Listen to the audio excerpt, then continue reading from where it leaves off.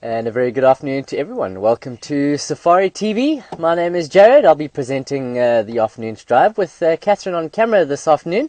Hello everyone. And we have Herman in final control, and we're going to head out this afternoon.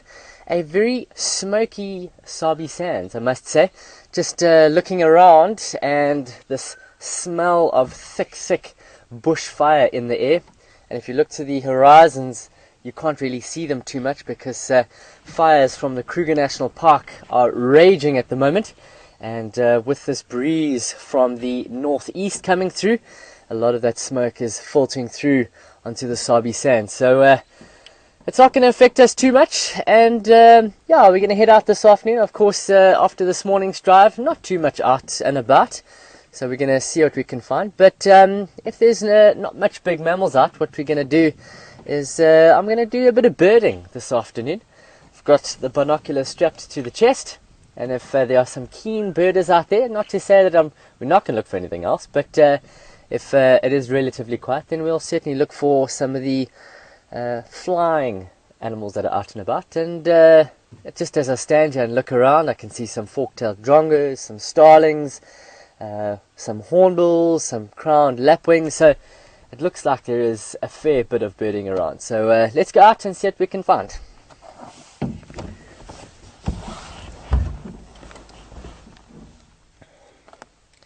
I know for a lot of you out there, birding is not the most exciting thing in the world. And I'd say about 4 or 5 years ago, I had that exact same sort of outlook on birds. Birds used to frighten me because there's so many of them. And there's so many different shapes and forms and colors and variations that I thought, how on earth could you get to know all of them? And so eventually, when I became a wildlife instructor, I eventually had a mentor that he was an amazing birder. And excuse me. Eventually, he sort of, with his passion in birding, he eventually affected me with his birding ability, and I slowly but surely got into it. And no, I thoroughly enjoy it. I know Catherine enjoys her birding, and every time myself and Kath go away on holiday, Botswana or somewhere new, we always look for new species. There's already 2 or 3 different species right here. We've got the red-billed hornbill. As we start, looks like he's busy foraging, digging with that very large sharpened beak. Bird that is completely omnivorous, using that beak to either feed on even the most venomous of scorpions to bright red fruit from the buffalo thorn. Right now it looks like he is trying to find things, probably things like ants, small little crawling insects. And we have a crowned lapwing just to our left here. Lapwing, of course, being the larger of between the... What were the old names again? Plovers. You see, I have had to completely turn my whole birding game around. They were all called plovers at one stage, and eventually the ornithologists, when they researched and studied further, they split them now. The lapwings are the larger of all the species, and the smaller ones are still the plovers. Which, for instance, the plovers we have here are the 3-banded plovers, and here the crowned lapwing now. Also, what we call, or what we term, a terrestrial bird. Spends most of his time on the ground. Also nests on the ground. Female laying 2 or 3 eggs that are pretty much the same color and same sort of patterning and camouflage to blend in with the ground. A bird that feeds on small insects as well.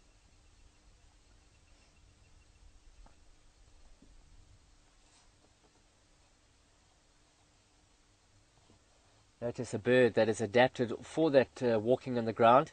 That slightly longer legs. If you take a bird such as a dove, which is pretty much exclusive, the only time he really walks around will be in the road where it's nice and open. You won't see them walking around in vegetated areas like this, where a bird like this lapwing has got legs that are 3 or 4 times the length of a dove, giving it this ability to be able to walk around in slightly vegetated grassy areas. Once again, I do apologize if I do sniff. I am trying to get over a bit of a cold, brought in by Johannesburg weather. Or should I say brought on by Johannesburg weather. Alrighty. We're on quarantine. No major life of mammals or anything like that. And so we will 3, 2. head on. See what else we can find.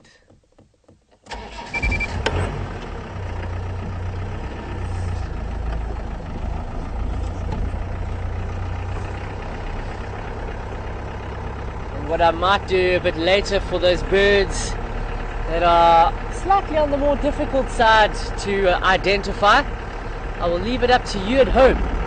Remember, we are coming to you live from Djuma Game Reserve in South Africa.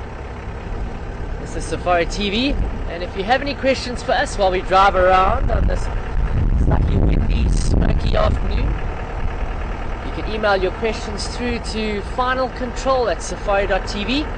Herman will receive those questions and will then talk to me in my ear, and then I can answer those questions for you. Of course, as a guide, we strive to achieve a great bit of knowledge, but we do not know everything. No one guide knows everything. So we might ask you to help us out. Flying off.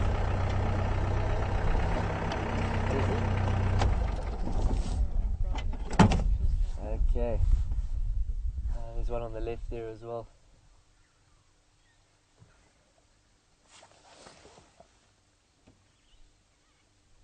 Yep. Long-tailed shrike.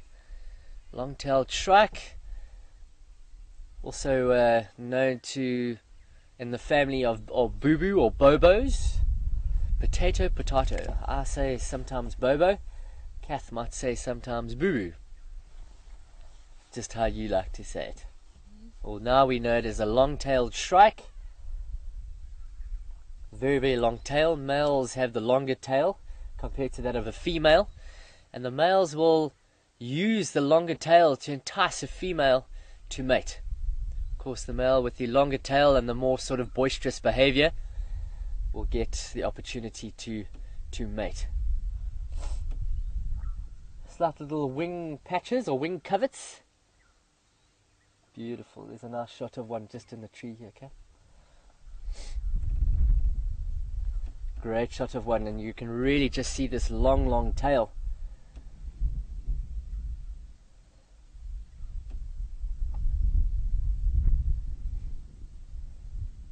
A tail that is twice as long as the body.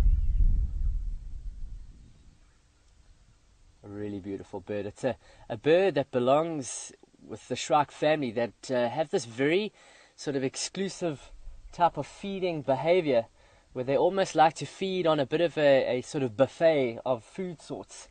And what they'll do is with their hooked beak, they'll end up catching insects, even sometimes larger insects like grasshoppers and things like that. And especially out here in this sort of type of habitat with so many thorns or spines around, and in an area that they pretty much live, they'll use those spines and impale those insects, 3 or 4 insects at a time, and then come back and feed all together.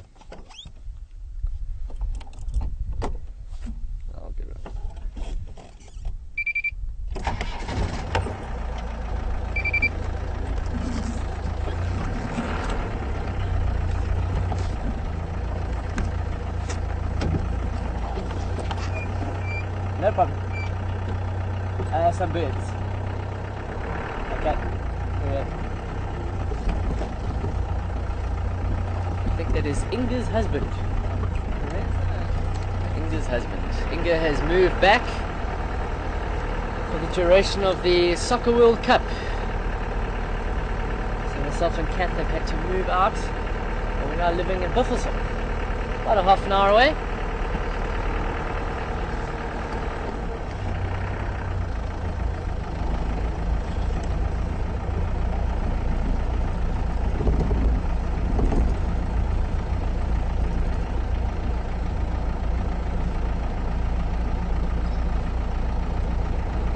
Here's some brown headed parrots somewhere amongst the tree line here. Going to be very difficult to spot them.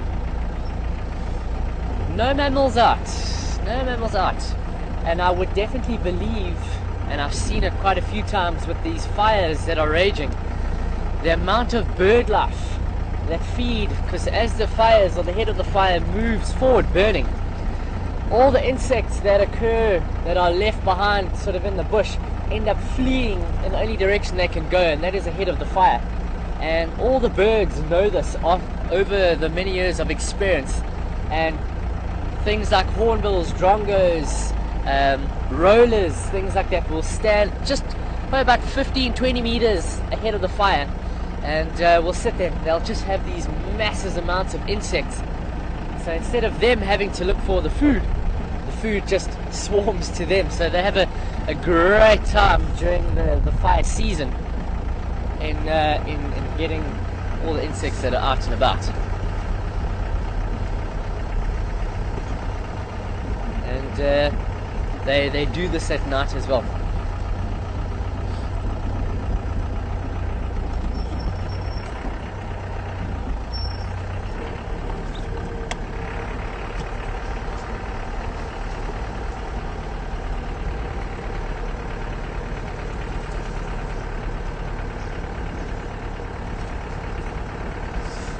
Alrighty, hello Terry.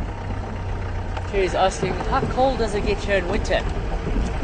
Well Terry, I'll pretty much give you the sort of the range of temperature that we'll get. So from the morning, which is pretty much will be our coldest time that we go out on safari, and you're probably looking with this open vehicle and this wind chill factor, probably looking it'll go down to about 5 degrees, 2 degrees Celsius.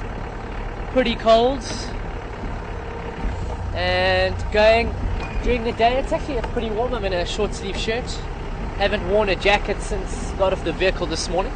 Probably gets to about 25, 28 degrees Celsius, so very nice and comfortable. And then as soon as that sun sets in the late afternoon, early evening, the temperature starts dropping very drastically as soon as that sun sets.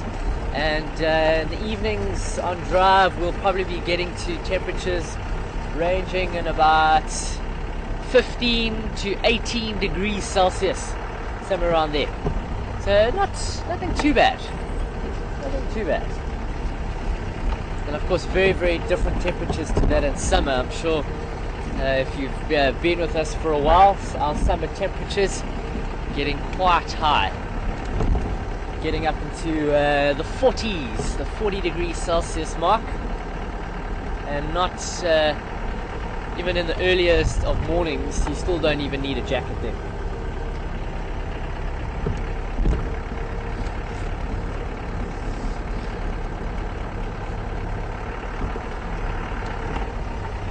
Thanks for the question, Terry.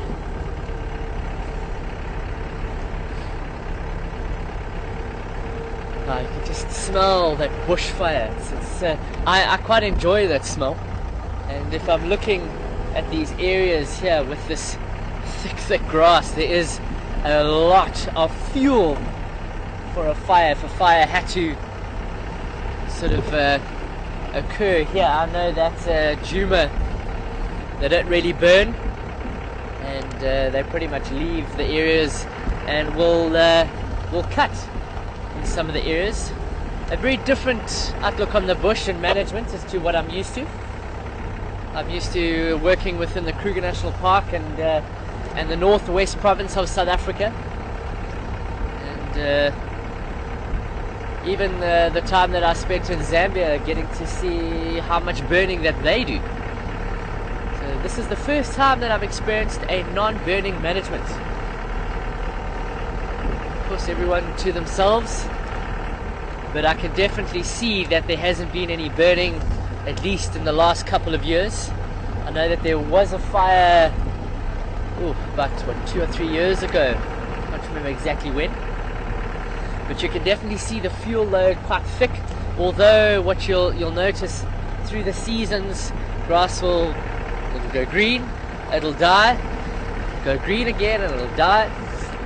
But you need certainly will need fire after a prolonged period to get rid of that moribund. Moribund, of course, the term for that dead vegetable matter. All of this dry grass to stimulate new growth and to get the nutrient cycles going, and to get that succession rate, to get the different succession stages going through. Just before I left, I was talking about reserves that are new, the soils have not established, and the first species of grasses and plants are what we would call pioneer species. And these are the species that don't require as many nutrients, and they are the establishing plants that will help to bind the soils together and start the cycles going. And once that usually takes about a year or so, once that species dies off, the soils now have prepared better, more nutrients are flowing through, and the next succession will be the subclimax. And of course, over the next couple of years, it becomes better and better, more palatable species of grass and shrubs come through. You start seeing more animals start coming through, and eventually it starts becoming quite boring when you start talking about grasses and overgrazing and increases species and all this sort of stuff, so I'm not going to bore you with it all. But eventually, right at the end of it, with all of the nutrients going through and the soil is now established and everything is going well, you get the final stage, which is that climax, which is the best possible stage, and you need to stimulate this every year, and a big part of that is burning. So I want to, especially being here now, I'm going to start looking into this type of management, leaving it, seeing what are the benefits or what are the disadvantages in not burning, to see.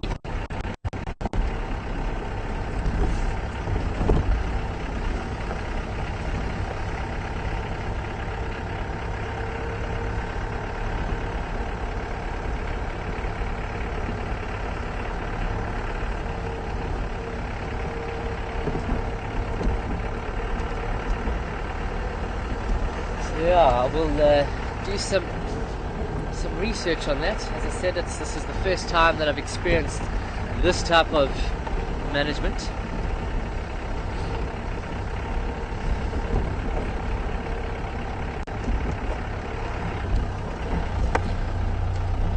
Be very interesting after all the burning.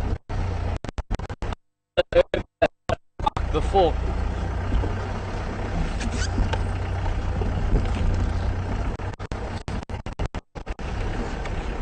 Just going through this dip here.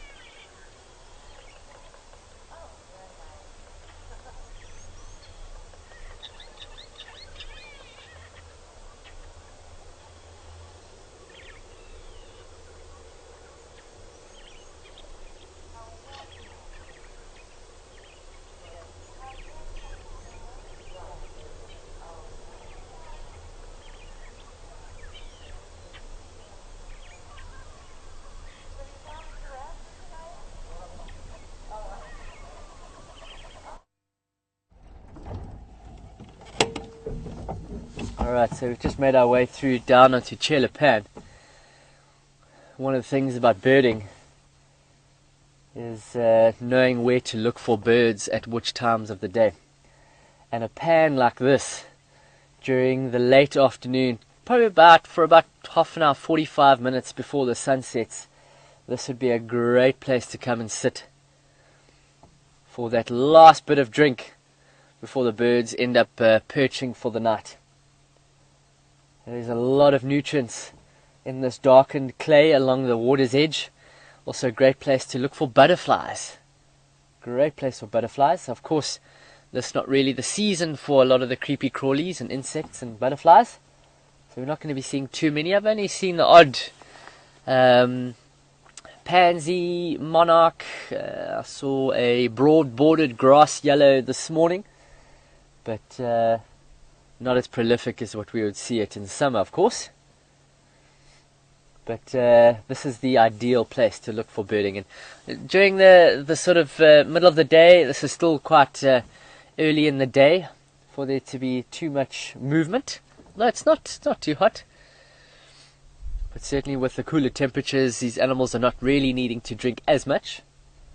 But we'll try and make sure that we are around a form of water source around sunset. See if we can see some birds. Generally the doves, if there are any sandgrass, your double-banded sandgrass are in an area, you'll get a few of those. Perhaps francolins, spurfowls, things like that. Just having a look around. I know the boys like to hang around here sometimes, especially under the gardenia on the left here.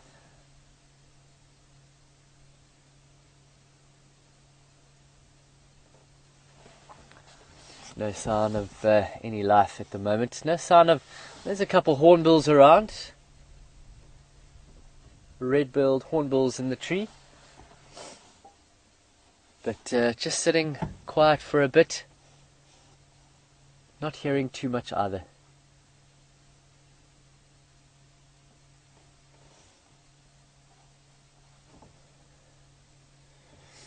Alrighty.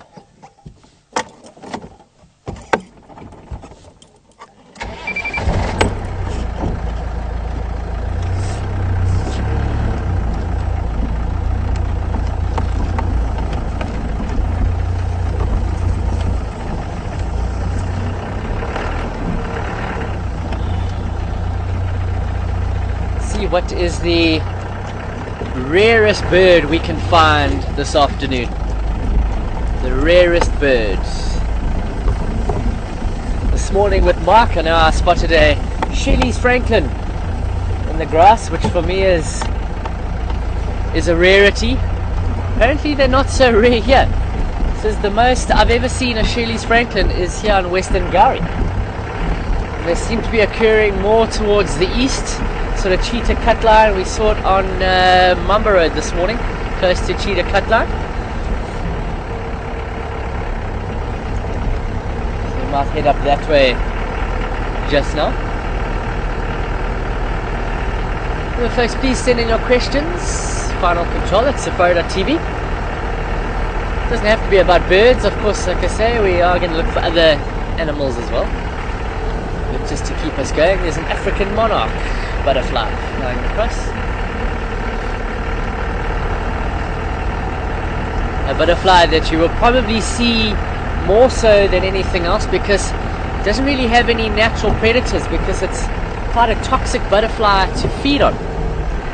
The butterfly itself feeds on the milkweed plant, and of course the milkweed has a milky latex that's quite toxic, but the butterfly is able to digest it, and then it then becomes a toxic animal to feed on. So all the birds know about this aposematic coloration of the orange and black on the wings, and they know this to be a danger or a dangerous signal, and they pretty much avoid all African monarchs. So last butterflies to really fly around are them.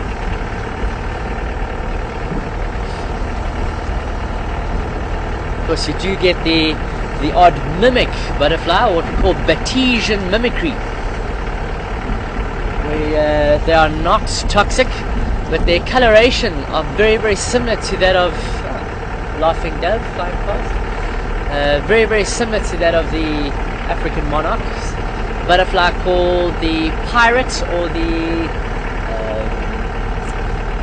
one of the carracks. They're very similar to the monarch.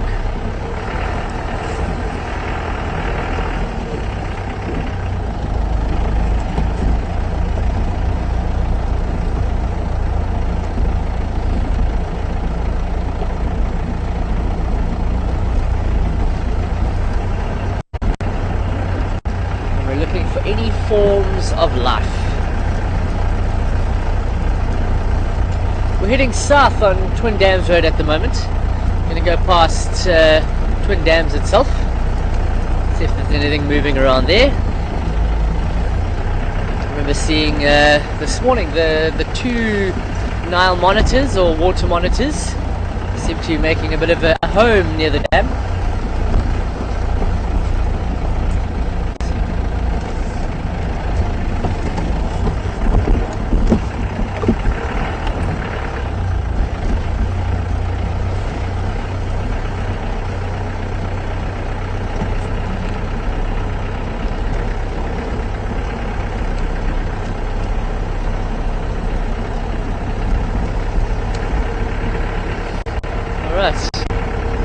Alan asked a question from this morning. I'll answer it now.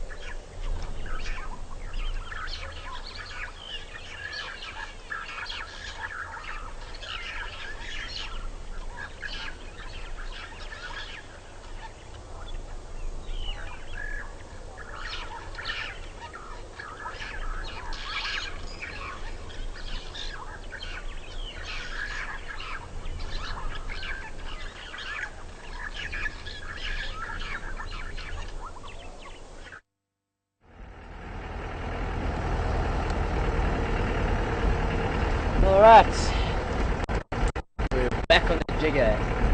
We have a raptor flying above us at the moment. I don't know if we're going to be able to get a good look at him, but it is a Batelier, male Batelier eagle.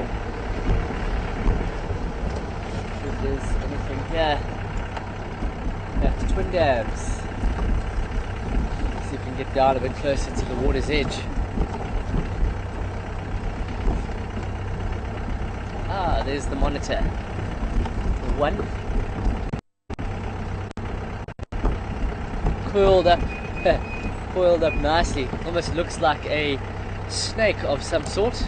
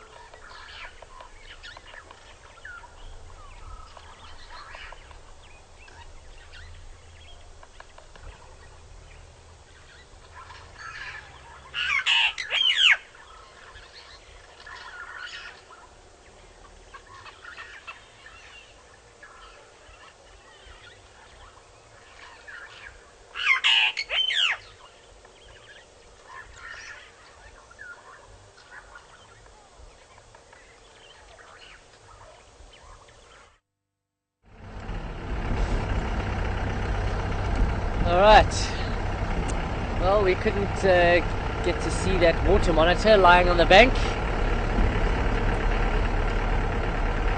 We're on Gowrie Main, heading east towards Chitakatla.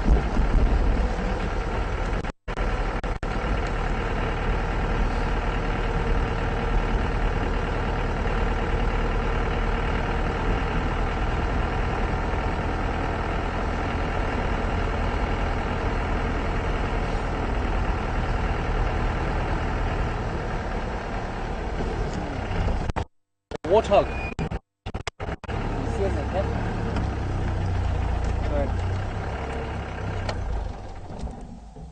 It's a bit of a difficult one. He is on the opposite bank.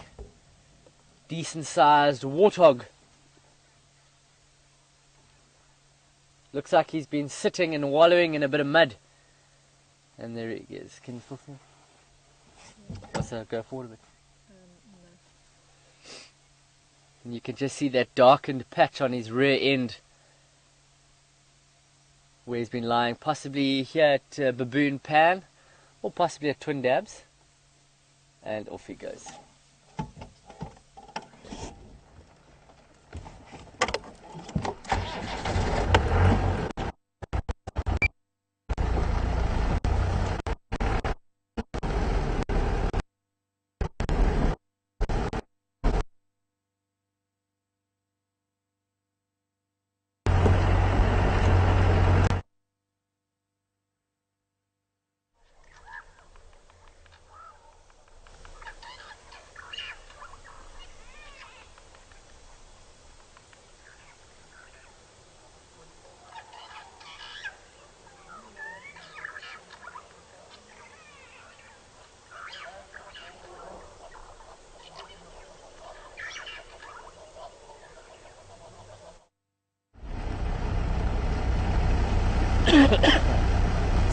Sorry about that.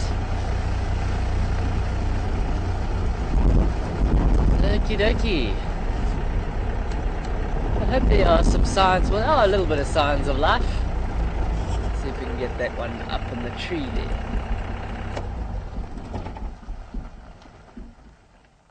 See if we can get someone, one of our viewers, to come with an answer as to what this particular bird is.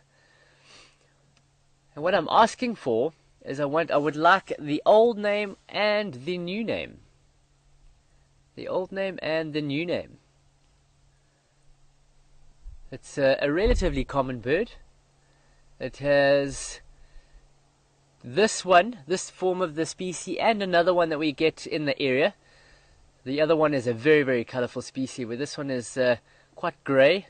And as I look at this go-away bird, it is raining down black soot. So the fires are not far from us. I would imagine they're probably right on the Sabi Sands boundary line. Not very far at all. So let's see who can come through with the name of this particular bird, with the old and the new name.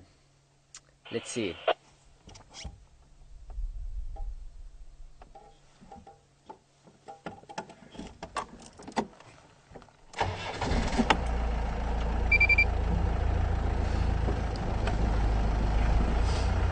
Folks, this is coming to you live from Djuma Game Reserve, South Africa. My name is Jared.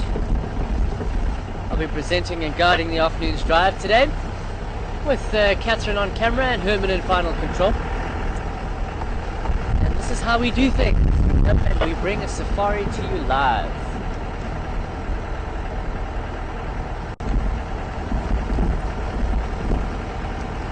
Wondering if all the smoke is causing a bit of havoc with all the signal today. Creating a bit of a blanket, thick cloud blanket covering us.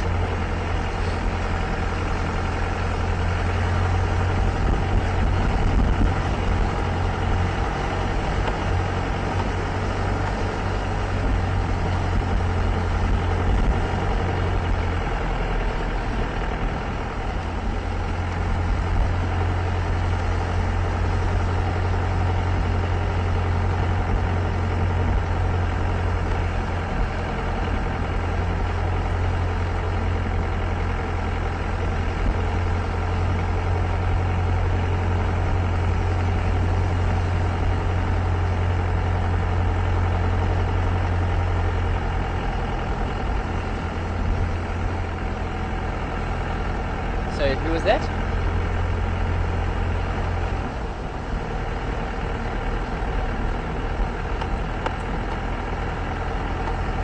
Alright, so Judy is saying go away bird. Well done, Judy. But I'd also like to know what the old name is. Who can give me the old name? And then I will give you the reason as to why these names have changed, especially with the go-away bird, from what it used to be and what all the other ones are now called. Very interesting.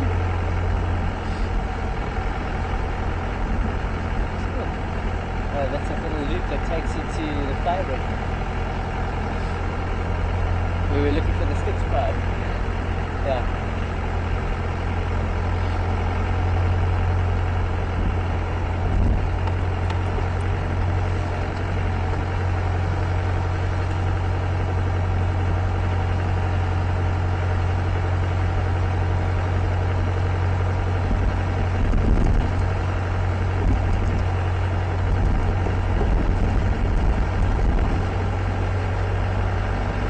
There we go. Pat Williamson come through with Grey Lurie. Thanks very much, and well done. Grey Lurie, that's correct. And they all used to be called Luries. Nasna Lurie, purple-headed Lurie, all those sort of more common of them. And the Grey Lurie. And now, with the exception of the grey go-away bird, because it does not contain two chemicals called tyrosine and tyrocovridin.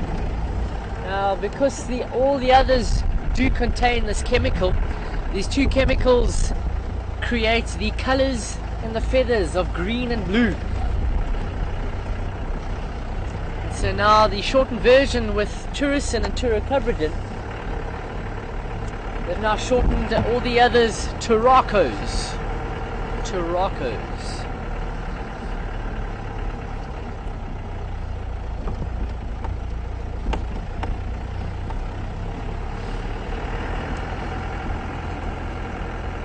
Alright, we've just turned on to Cheetah Cutline, pretty much our eastern boundary, Western Gowrie and Torchwood. And just beyond Torchwood is the Kruger boundary.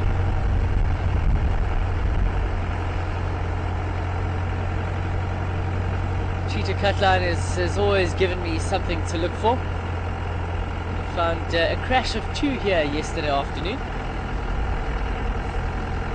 Wasn't no, yesterday morning had a crash of 2 here on Cheetah Cutline, and then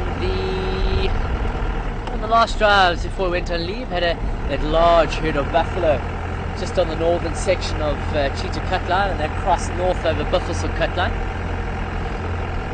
So yeah, it's been rewarding.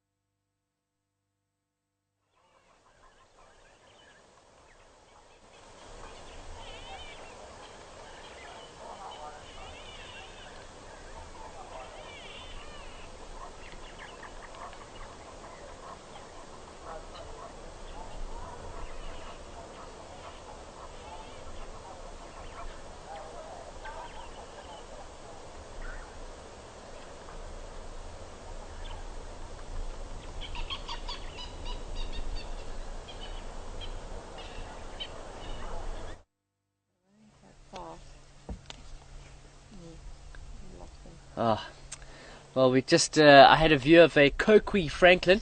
As I said earlier, the Shelley's Franklin, which occurs here on Cheetah Cutline, this too is quite a rare species. You hear them, but you hardly ever see them because they're quite secretive. And just by the way they walk, especially in open areas, they're very slow sort of movement. And he just sort of, as soon as he got into the cover of this grass, boom, he shot off and he's disappeared. But it was a Kokwe Franklin. And why they move slowly over open areas so that they don't draw attention to themselves to larger raptors, because they're out in the open, and then as soon as they get into some thicker area, that's when they speed up and move out of the area as soon as possible. A very beautiful bird with a golden head and neck color. I'm just hoping that he moves out into the open, but it doesn't seem like it. We'll have to find some more. Wow, a cloud covering the sun, making it quite dark.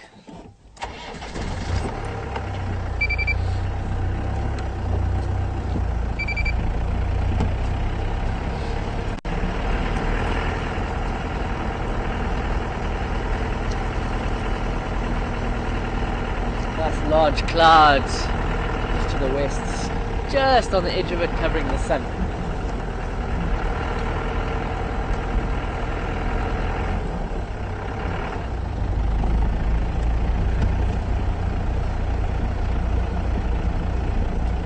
So far, the Kokwe Franklin being the rarest bird on our drive, the first 45 minutes or so of drive.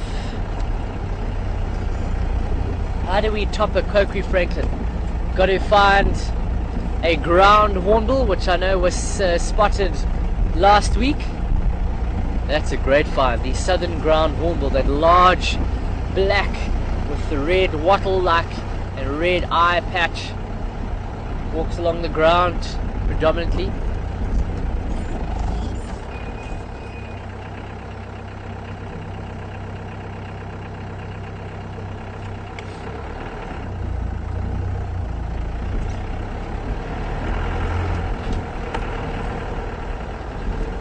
I can't tell you, it's very, very weird at the moment.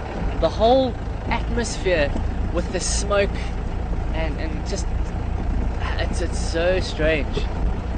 Very, very strange. Definitely does set the tone of the bush.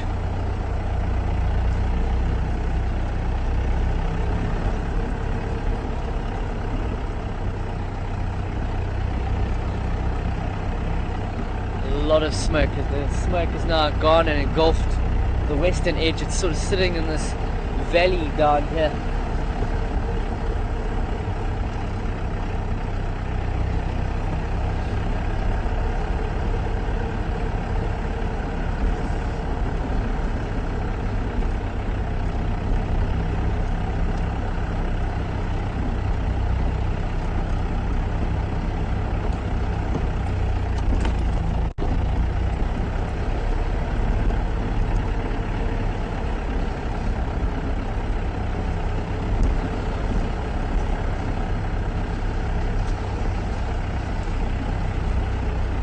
Drive slow, making sure to keep our eyes open.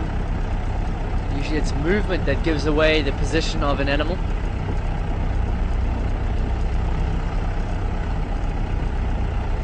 Whether it be a flutter of wings, flick of a tail,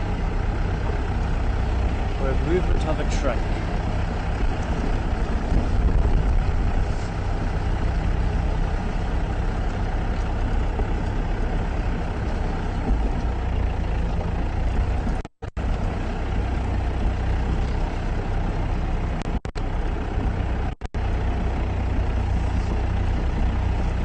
Looks like the tractor is grading everywhere at the moment. I see there's some grading going on in Torchwood as well.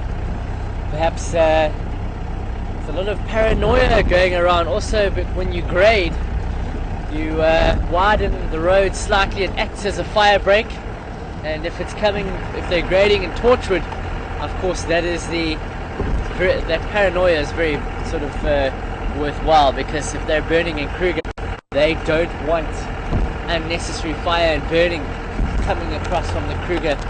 If a fire jumps into Torchwood, comes across here, burns, jumps across Cheetah Cutline, which it's very likely could happen, Western Gowrie is going to burn. So hence why the dragging and the grading of the roads is so important during this time of the year.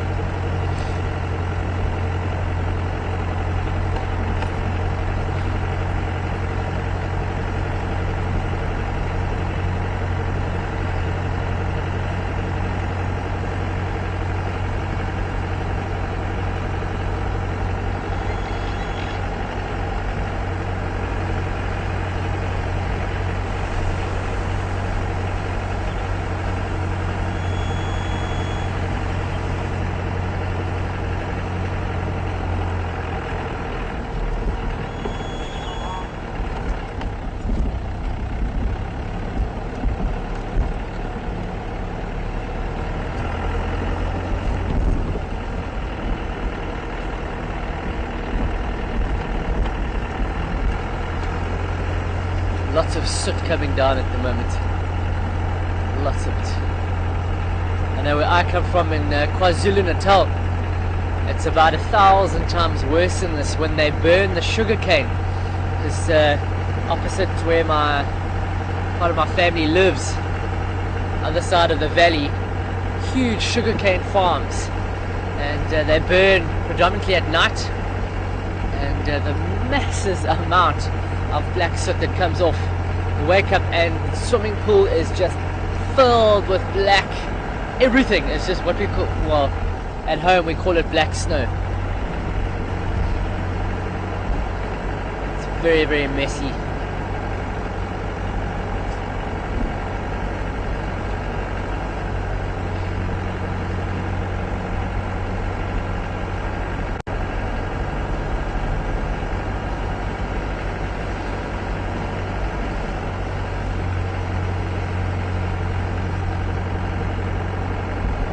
No signs of too much life at the moment, folks.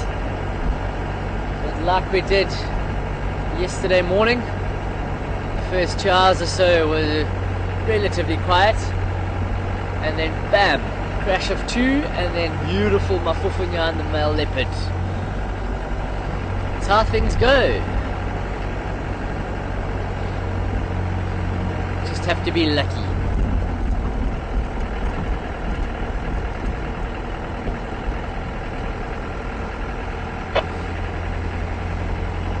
Nothing on the radio as of yet.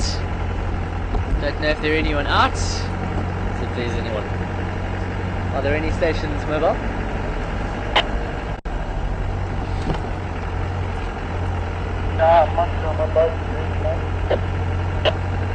Copy that. Jared Mobile from Safari TV. No updates from Western Gari so far. Cheetah Cut Line heading north with the Twin Dams. No signs of anything.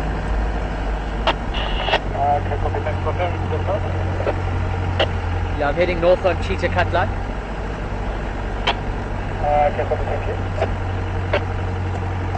Sounds like Texan. It's the Texan. A gentleman that I worked with many years ago. Oh, a bit of soot.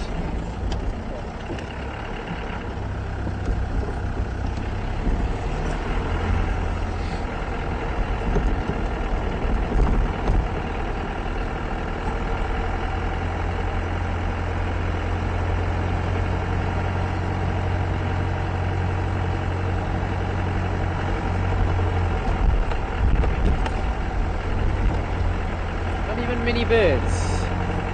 Perhaps they've all been drawn to the fire.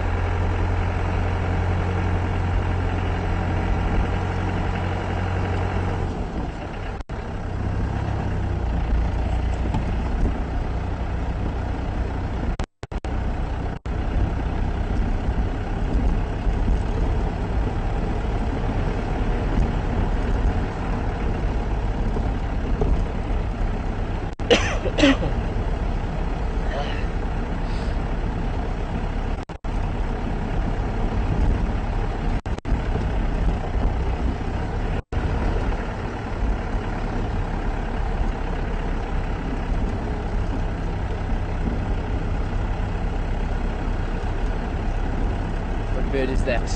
Looked like a roller to me. Not that one. Just flying.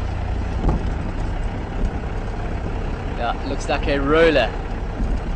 Lilac-breasted roller. We're gonna head off here. This is our road. We're gonna head down. I'm gonna be able to head up that way. Gonna go up towards Hippo Pools Road. Make a stop towards the dam.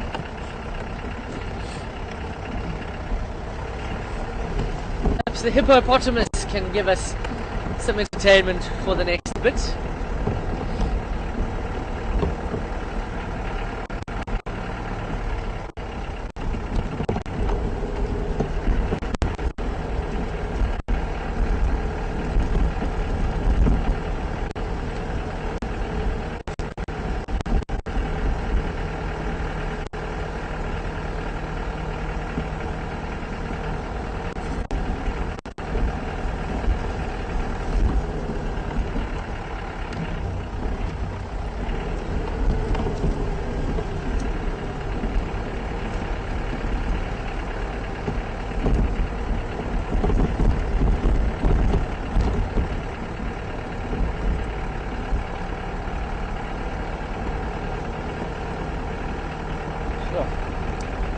Very much a lack of life out here.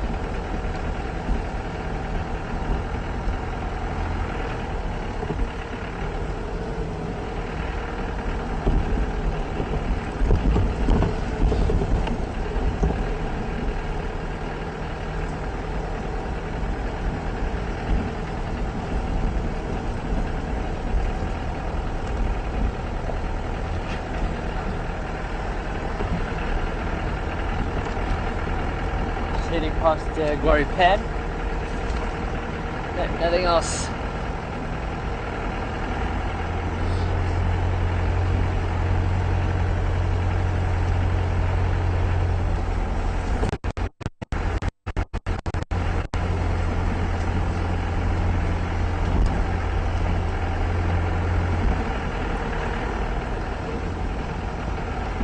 be nice to hear from a few of you folks at home. Send in those questions. I'd love to hear who is watching, who's at work, who's at home, where you come from, what your interests are. Of course, relating to wildlife, as I mean.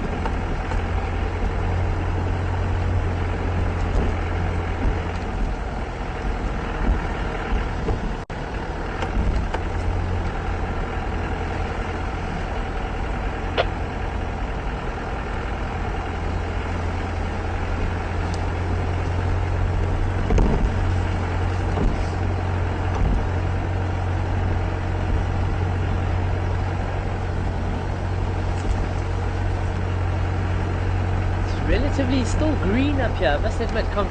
This area, if I look immediately, this area is remarkably green. If you could notice, very, very green. Compared to possibly down in the south and the west. Good afternoon, Johnny. Just myself, Joe Mobile. I'm on my way to Buffelshoek Dam. Went past Twin Dams. Nothing out at the moment, no updates.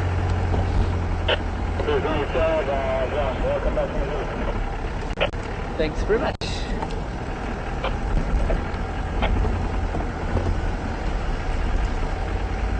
Sounds like Greg is out, or everyone calls him Johnny. Very odd that. So I was saying, it seems like it is much, much greener up here. Possibly more moisture due to shallower soils. This area was seen. Oh, large kudu.